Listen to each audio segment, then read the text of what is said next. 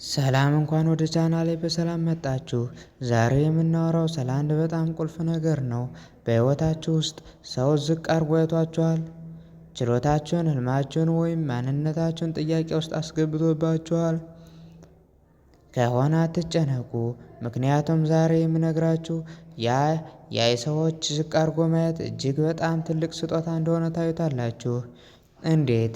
እስኪ እንይ። ይህን ቪዲዮ እስከ መጨረሻው ከተከታተላችሁ ዝቅ አድርጎ ማየት የሚለው ቃል ለእናንተ ትርጉሙ ይለወጣል። ጥበብ ሕይወት ቻናልን ሰብስክራይብ በማድረግ ጀምሩት። ሰዎች ዝቅ አድርገው ሲያዩን 7 ማድረግ ያሉብን ነገሮች። አንደኛ፣ የኃይል ምንጭ አድርጉት ወይም ሞቲቬሽን። በእርግጥ መጎዳት አይቀርም፣ ግን ለራሳችን የምናስበውን ዋጋ ከሌላ ሰው አስተያየት ጋር ማያያዝ የለብንም። የሰዎች አትችልም ወይም አይሆንም የሚሉ ቃላት ለእናንተ ትልቅ መነሳሻ ወይም ሞቲቬሽን መሆን አለባቸው። ውስጣችሁ ያለውን እሳት ሊያቀጣጥሉት ይገባል። ሁለተኛ፣ በድብቅ ተጠቀሙበት። ዝቅ አድርገው የሚያያችሁ ሰዎች አብዛኛውን ጊዜ ስለ እናንተ አጀማመር ነው የሚያውቁት፣ ስለ መጨረሻው አያውቁም። ዝምታ ትልቅ መሳሪያ ነው። እቅድን ሁሉ መናገር የለብህም፣ ድርጊትህ ራሱ ይናገር። ሶስተኛ፣ ውጤታማ። በስፖርት ዓለም እንደምናየው ዝቅ ተብሎ የሚታየው ቡድን ሲያሸንፍ ያለው ስሜት እንዴት ነው? ይበልጥ በጣም ደስ ይላል። ሰዎች እያዩኝ አይደለም ብለው ሲያስቡ ያለ ጫና ለመዘጋጀትና ለማደግ ትልቅ ቦታ ይኖረዎታል።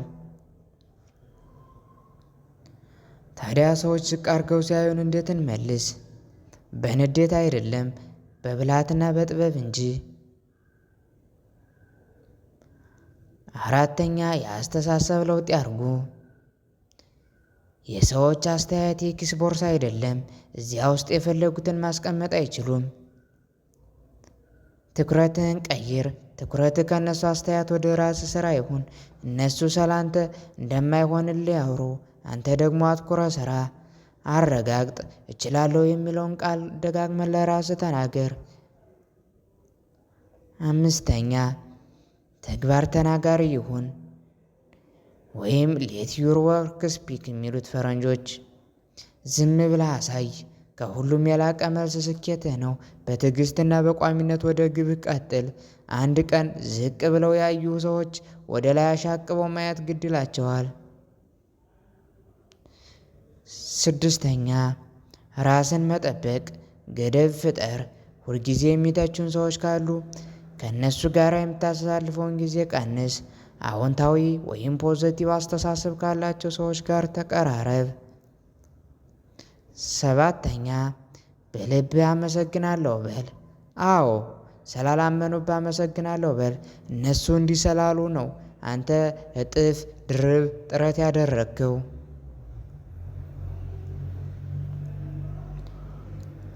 ስለዚህ ጓደኞች፣ በሚቀጥለው ጊዜ አንድ ሰው ዝቅ አድርጎ ሲያያችሁ ወዲያውኑ ይህን ቪዲዮ አስታውሱ። የቁጣና የንዴት መልስ ሳይሆን የመነሳሻና የሥራ መልስ ይስጧቸው። ሰዎች የሚጠራጠሩ ከሆነ ትክክለኛውን ነገር እየሰራ ነው ማለት ነው። ስለዚህ ቆም ብለህ አትመልስ፣ ቀጥልና አሳይ። እስኪ በኮሜንት ላይ ንገሩኝ፣ ዝቅ አድርገው ሲያዩኝ የበለጠ እሰራለሁ ብላችሁ ጻፉ። ይህን ቪዲዮ ከወደዳችሁት ላይክ፣ ሰብስክራይብ፣ ሼር አድርጉት። በቀጣይ ቪዲዮ እስከምንገናኝ ድረስ ደህና ሁኑ።